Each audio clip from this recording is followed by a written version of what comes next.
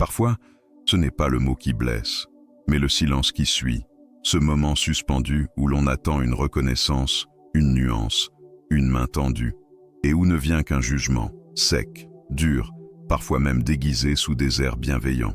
Une critique, apparemment anodine, peut fissurer l'édifice intérieur bâti avec tant d'efforts. Elle touche là où c'est déjà fragile. Elle réveille une blessure plus ancienne que la phrase prononcée. Et c'est là que commence la vraie douleur. Dans cette faille intime qui s'ouvre, encore, chaque fois que votre estime est frappée, vous laissant nu, vulnérable, comme si l'on arrachait le peu de protection qu'il vous restait. Mais derrière cette douleur, il y a un désir que beaucoup n'osent avouer. Ce désir de faire de chaque critique non pas une condamnation, mais une ouverture, de transformer ce qui vous affaiblit en quelque chose qui vous construit, d'apprendre à entendre ce que l'autre dit, sans vous effondrer, sans vous crisper, sans vous perdre. Ce n'est pas que vous ne voulez pas changer, c'est que vous ne savez plus si ce qu'on vous dit est juste ou seulement le reflet des blessures de l'autre. Et cette confusion, cette incertitude, crée une fatigue morale qui use plus sûrement que le conflit lui-même. Sénèque, dans sa sagesse tranchante, comparait la critique à un acte chirurgical. Il disait qu'elle est comme ce médecin qui, pour sauver un corps, doit inciser sans douceur, couper les tissus malades, parfois douloureusement, pour permettre la régénération. Accepter la critique comme une lame qui guérit et non comme une attaque qui détruit demande un regard nouveau, un courage silencieux, une force douce mais déterminée. Épictète, quant à lui, allait plus loin. Il nous rappelait une chose essentielle, souvent oubliée. Ce ne sont pas les mots des autres qui vous blessent, mais le jugement que vous emportez. Ce n'est pas la phrase prononcée qui vous atteint, mais l'interprétation que vous y apposez, souvent chargée de vieilles peurs, de souvenirs flous, de besoins non comblés. Si vous apprenez à regarder ces mots pour ce qu'ils sont, et non pour ce qu'ils réveillent, alors la critique cesse d'être un poison. Elle devient enseignement. Non pas parce que l'autre détient la vérité, mais parce que vous apprenez à choisir ce que vous laissez entrer dans votre monde intérieur. Cette perspective ne vient pas du jour au lendemain. Elle se forge lentement, comme une pierre que l'on polit avec soin. Elle nécessite de l'humilité, mais aussi du discernement. Elle demande de la fermeté, mais aussi de la tendresse envers soi-même. Parce qu'au fond, ce que vous cherchez n'est pas d'avoir toujours raison. Ce que vous cherchez, c'est de vous sentir digne, même face à l'opinion de l'autre. C'est de ne plus trembler à chaque mot dur.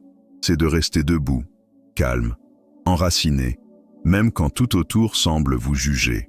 Et si aujourd'hui, vous décidiez de regarder la critique autrement, non pas comme une attaque, mais comme une occasion de mieux vous connaître, de mieux vous définir, de mieux vous respecter. Parce que la vraie liberté commence peut-être là, dans la manière dont vous choisissez de vous parler, après qu'on vous a parlé durement. Il y a des vérités que l'on refuse de voir jusqu'à ce qu'elles nous soient dites, sans filtre, par un regard extérieur. Ce moment, inconfortable, presque brutal, où quelqu'un met des mots sur ce que vous pressentiez sans l'oser admettre. Une remarque apparemment simple, mais qui résonne comme une alarme. C'est une douleur sourde, celle d'entendre ce que l'on tait à soi-même depuis trop longtemps, comme si l'on vous tendait un miroir que vous avez toujours évité, et que dans ce reflet apparaissait une partie de vous oubliée, déformée, négligée. Dans ces instants-là, une distorsion s'installe. Vous avez l'impression que vos défauts sont immenses, trop nombreux pour être changés, trop ancrés pour être réformés. La critique, au lieu d'éclairer, semble condamner. Vous vous dites, si cette personne le voit, c'est que je suis vraiment ainsi. Et ce jugement devient un fardeau. Vous ne voyez plus qu'un amas d'imperfections, au lieu d'y voir des points de croissance. Vous perdez de vue une vérité stoïcienne. Tout ce qui est vu peut être transformé. Ce n'est pas la faille qui est le problème, c'est l'aveuglement. Épictète nous invite à accueillir ce qui semble sombre pour que notre conscience s'illumine. Il ne s'agit pas d'accepter n'importe quelle critique comme une vérité absolue, mais de considérer chaque remarque récurrente comme un signal, comme une opportunité de redressement intérieur.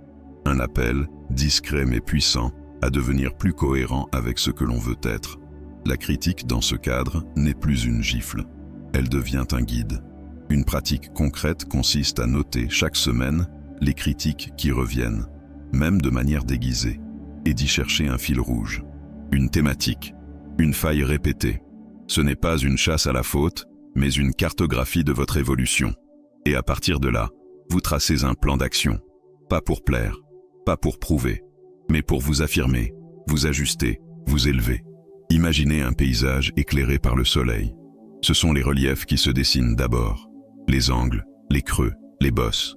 Ce sont eux qui donnent sa beauté au panorama. Sans lumière, il n'y a que platitude. La critique, comme la lumière, fait ressortir vos formes, et ce n'est qu'en connaissant vos contours que vous pouvez avancer avec justesse. Alors, la prochaine fois qu'une critique vous atteint, posez-vous cette question. Qu'est-ce qu'elle m'apprend sur moi que je n'osais pas encore voir? Parce que parfois, la douleur de l'ombre n'est que le prélude à la clarté que vous vous apprêtez à accueillir. Il y a une fine ligne entre entendre une critique et la ressentir comme une agression. Une ligne si mince qu'elle se brouille, surtout quand les mots nous touchent là où c'est déjà fragile. Quand la remarque ne s'adresse pas seulement à ce qu'on a fait, mais semble heurter ce qu'on est. Comme si, derrière les mots, il y avait une flèche, et qu'elle visait directement notre cœur. Cette douleur, souvent silencieuse, surgit avant même qu'on ait le temps de réfléchir. C'est une réaction viscérale, une défense instinctive. Mais dans cette confusion se cache une erreur, celle de croire que toute critique naît de la malveillance. Que si quelqu'un nous fait une remarque, c'est forcément pour nous diminuer, nous blesser, nous juger. Et alors, tout devient attaque, tout devient guerre. On se ferme, on se raidit, on contre-attaque. On ne veut plus écouter, on veut seulement se protéger. Et dans cette posture, on perd l'essentiel. On perd la possibilité d'apprendre, de comprendre, de transformer. Épictète nous rappelle que l'effet d'une parole dépend du sens qu'on lui donne. Ce ne sont pas les mots eux-mêmes qui blessent. C'est le filtre à travers lequel on les reçoit. Et ce filtre, c'est souvent notre propre insécurité, notre propre histoire, ce que l'on a entendu 100 fois, ce que l'on redoute de croire sur nous. Le mot de l'autre devient un écho à une blessure plus ancienne.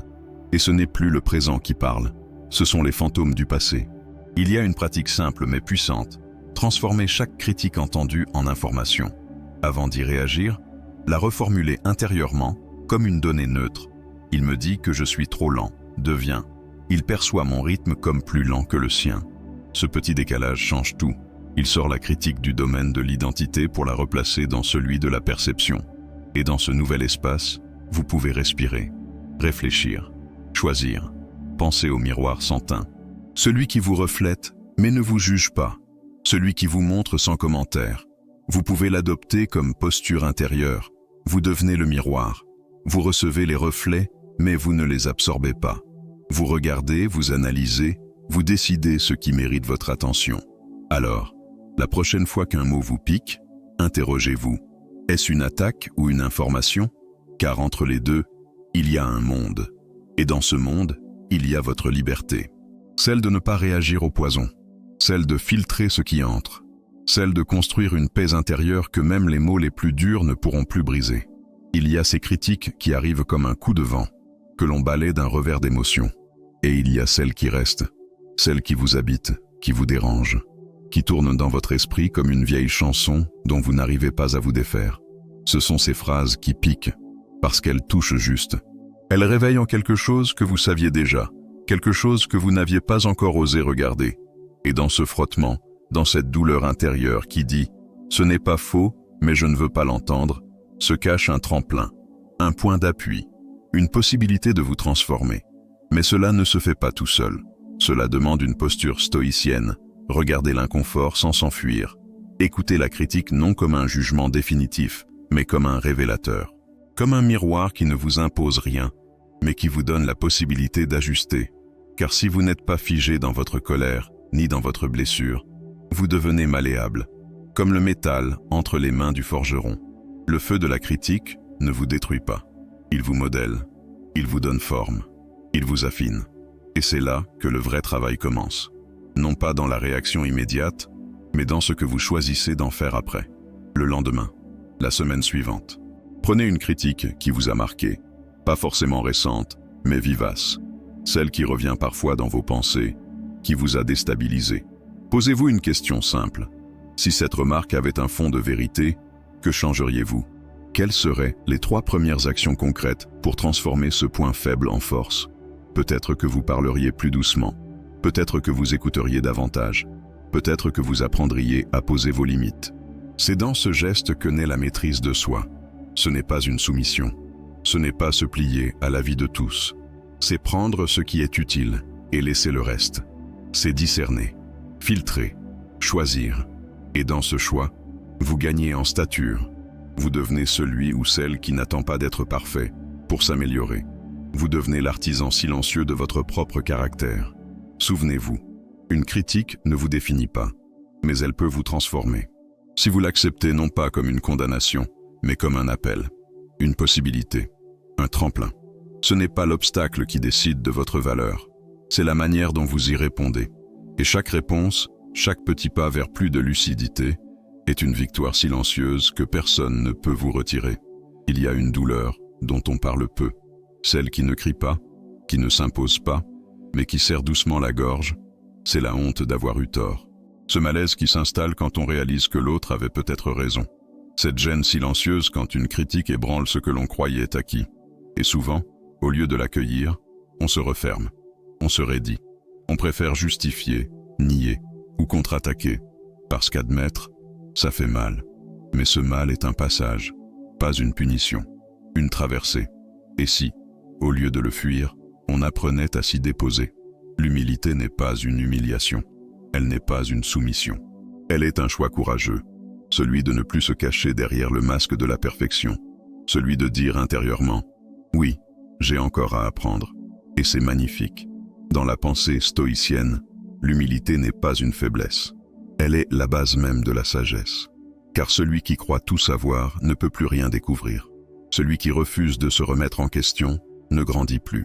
Mais celui qui observe ses erreurs sans se juger, celui qui accepte de ne pas tout maîtriser, devient invincible. Non parce qu'il est parfait, mais parce qu'il n'a plus peur de tomber, parce qu'il sait qu'il se relèvera encore et encore. Alors, chaque matin, prenez un instant, un seul, pour noter une chose que vous pouvez mieux faire. Pas dans l'autocritique violente, pas dans la honte, mais dans une douceur lucide, une honnêteté qui ne condamne pas. Aujourd'hui, je peux mieux écouter. Aujourd'hui, je peux parler avec plus de calme. Aujourd'hui, je peux être plus juste avec moi-même. Et ce simple geste, ce rituel discret, façonne votre être en profondeur. L'humilité, c'est comme une graine. Elle doit se replier, se fendre, pour que la vie en elle puisse jaillir. Ce repli n'est pas une fin, c'est un commencement. Un acte de foi silencieux en votre propre capacité à éclore. Vous ne perdez rien à reconnaître vos limites.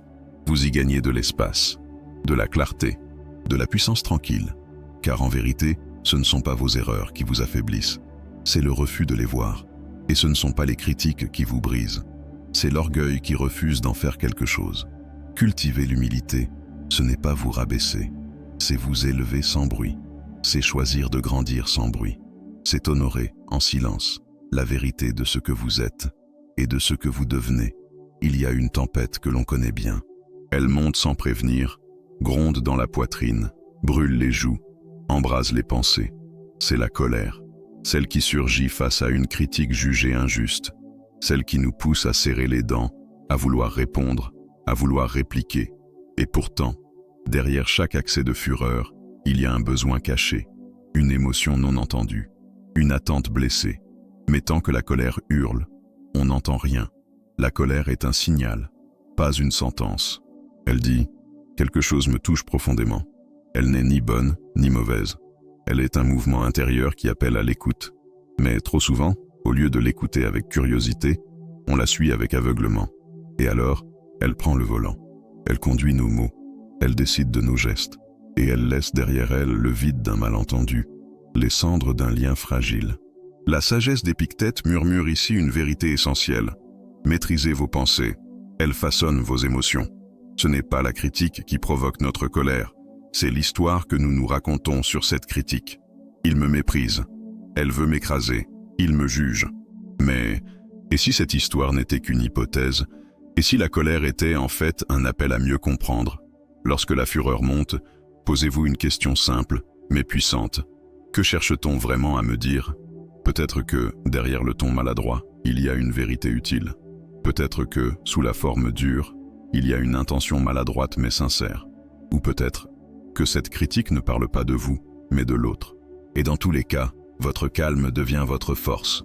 Imaginez un scientifique. Face à une réaction chimique imprévue, Il n'explose pas. Il observe. Il analyse. Il prend des notes. Il cherche à comprendre. Et si vous deveniez ce chercheur de votre propre colère, non pour la fuir, mais pour l'accueillir, l'écouter et en tirer une leçon? Pourquoi cela me touche autant? D'où vient cette sensibilité? Que puis-je transformer en moi à partir de cela? La curiosité n'annule pas l'émotion. Elle l'éclaire. Elle la rend utile. Elle transforme la flamme destructrice en lumière intérieure, car une colère examinée devient une sagesse en germe, et une critique comprise devient une voie vers l'évolution. Alors oui, la prochaine fois que la colère frappera à votre porte, respirez. Ne l'expulsez pas. Ne la refoulez pas. Asseyez-la à votre table intérieure. Et demandez-lui doucement, « Dis-moi, qu'as-tu à m'apprendre ?» Car parfois, ce que vous croyez être une insulte est une initiation silencieuse vers plus de conscience. Il y a des mots qui ne s'oublient pas, des phrases simples mais tranchantes qui résonnent des années plus tard. Ils arrivent parfois d'un mentor, d'un supérieur, d'un proche. Et dans ce moment-là, ils ne semblent pas éclairants. Ils blessent, ils piquent, ils dérangent. Mais un jour, on comprend. Un jour, on réalise que ce qui, autrefois, nous a blessés, nous a aussi redressés. Je me souviens encore de ce moment. Une critique venue d'un homme que je respectais profondément. Il m'avait regardé, calmement, et dit « Tu veux être utile, mais parfois tu parles pour être aimé, pas pour aider. » Sur le coup, j'ai eu mal. J'ai rougi. J'ai voulu me défendre. Ce n'est pas vrai. Je fais de mon mieux. Je suis sincère. Mais au fond, une petite voix savait. Il avait mis le doigt sur une tension intérieure que je refusais de voir. Pendant des jours, j'ai ruminé. Je suis passé par toutes les émotions. La colère, la tristesse, l'humiliation. Puis, un matin, j'ai pris un carnet. J'ai écrit chaque mot de sa phrase, lentement, en silence, et j'ai demandé « Qu'est-ce que cela veut dire pour moi ?» C'est là que la transformation a commencé. J'ai compris que ma générosité était parfois une stratégie, que mon besoin d'être utile cachait une peur, celle de ne pas être aimé pour ce que je suis, sans rien faire. Sénèque disait « Ce n'est pas l'épreuve qui forge l'homme, mais la manière dont il la traverse. » Ce jour-là, cette phrase a pris tout son sens. La critique n'était pas un coup de poignard, c'était un scalpel. Tranchant, oui, mais destiné à ouvrir une plaie pour qu'elle puisse enfin guérir. Ce n'était pas un rejet, c'était un miroir qui ne mentait pas, et qui m'invitait à choisir, rester dans le déni ou grandir. Il n'est pas nécessaire d'aimer une critique pour qu'elle soit utile. Il faut juste avoir le courage de l'écouter sans ego, d'en faire une matière vivante, une matière à modeler. Ce mentor, sans le savoir, m'a offert une boussole intérieure. Depuis ce jour, chaque fois qu'une remarque me dérange, je la note, je la laisse reposer, puis je la relis, comme on relit une lettre importante. Et parfois, entre les lignes, j'y découvre un enseignement silencieux. Comme un alchimiste transforme le plomb en or, j'ai compris que certaines critiques, bien que lourdes, cachent une sagesse précieuse. Il suffit de les chauffer au feu de notre honnêteté, de les faire fondre dans l'humilité et de les couler dans le moule de notre évolution. Ce que j'ai appris ce jour-là, ce n'est pas seulement une vérité sur moi, c'est une posture, une manière de me tenir face à la parole de l'autre, ni fermé, ni effondré, mais ouvert, ancré, prêt à écouter sans me trahir. Et c'est là, dans ce juste milieu, que naît la vraie force, celle d'apprendre même de ce qui fait mal. Il y a cette lassitude qui s'installe quand les critiques s'accumulent sans qu'on sache quoi en faire. Une voix, puis une autre, puis encore une autre, chacune déposant son poids dans un coin de notre esprit. Et à force de les porter, on s'alourdit, on se fatigue, on se courbe. Ce n'est pas une douleur aiguë, non. C'est une fatigue sourde, comme une pluie constante sur une pierre déjà fendue. Et cette pierre, c'est souvent l'estime de soi. Pendant longtemps, j'ai cru que chaque critique devait être immédiatement traitée, comprise, intégrée. Comme si je devais toujours prouver que je savais évoluer, que je ne laissais rien passer. Mais cette urgence intérieure n'est pas synonyme de croissance. Parfois, elle est simplement la marque de la peur d'être perçu comme fermé, comme figé, comme insuffisant. Et alors, au lieu de bâtir, je me défendais. Au lieu d'élever quelque chose en moi, je cherchais à protéger ce que je croyais devoir cacher. Le tournant est venu quand j'ai compris que la transformation ne se fait pas dans la précipitation, mais dans la constance, la patience, l'honnêteté silencieuse. Sénèque disait que ce n'est pas l'éclair qui façonne l'âme, mais la goutte d'eau qui tombe au même endroit, chaque jour. Et c'est vrai. Ce n'est pas la critique unique et brillante qui nous change, c'est la capacité à revenir à soi, régulièrement, pour évaluer, ajuster, corriger, pas pour se punir, mais pour se redresser avec bienveillance. J'ai donc commencé un rituel. Chaque semaine, je fais un bilan. Je note les remarques qui m'ont marqué. Je ne les juge pas. Je ne les classe pas en juste ou injuste. Je les laisse exister. Et je les relis avec un regard calme. Quelles sont celles qui reviennent? Quelles sont celles qui touchent toujours la même corde sensible? Et peu à peu, je construis, une brique après l'autre, une prise de conscience après l'autre. Pas pour devenir parfait, mais pour devenir aligné. La critique devient alors une pierre, pas un projectile. Une pierre qu'on pose là, à sa place. Une pierre qui porte, une pierre qui soutient. Et même les mots durs, les jugements injustes, peuvent être intégrés, non pas comme vérité, mais comme indicateur, comme contraste, comme défi à dépasser. Le mur intérieur qu'on élève n'est pas un rempart contre les autres.